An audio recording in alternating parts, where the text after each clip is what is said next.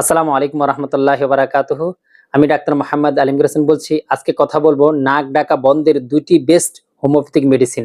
প্রথমটি হলো সেঙ্গেনেরিয়া নাইট্রিগ্রাম 1 mg, সপ্তাহে একবার 2 ফোঁটা গ্রহণ করবেন।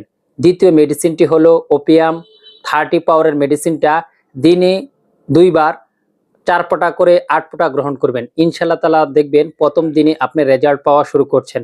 দ্রুত নাক ডাকা সমস্যা ঠিক হয়ে যাবে। আল্লাহ হাফেজ।